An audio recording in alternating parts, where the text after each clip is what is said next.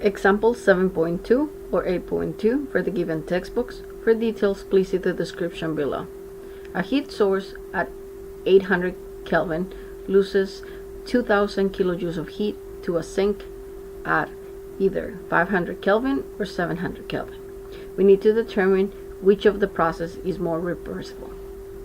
In order to determine which of the two processes is more irreversible, we need to calculate the value of the change of the entropy generated in the system. So in order to calculate the entropy generated, that is simply the amount of entropy change in the source plus the entropy change in the sink.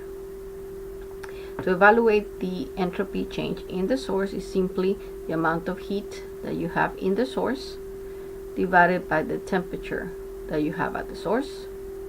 And if we apply the same thing for the sink, is the heat that you have in the sink divided by the temperature at the sink.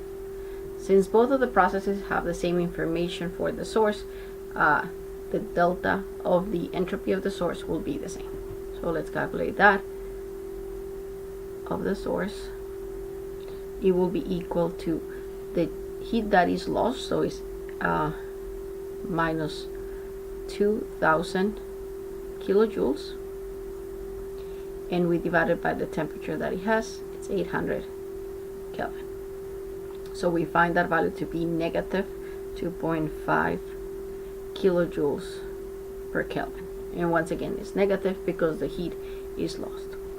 So for the first part, where we have 500 Kelvin as the sink temperature, we find that the value of delta entropy of the sink is going to be, now the sink is going to gain those 2000 kilojoules of heat, and is going to gain it at a temperature of 500 Kelvin. And then that is going to give us an amount of then the entropy change of 4 kilojoules per kilogram. If we take those two values for the first process, we find that the value of the change of the entropy generated is equal to 1.5 kilojoules per Kelvin. So this is for the first process. For the second process, if we calculate the same change in entropy at the sink, we have it that is 2000, once again the amount of heat going into the sink, and the temperature is going to be 750. This is going to give us a value of entropy change of 2.7 kilojoules per Kelvin. For that problem, the change of entropy generated is going to be equal to 0.2 kilojoules per Kelvin.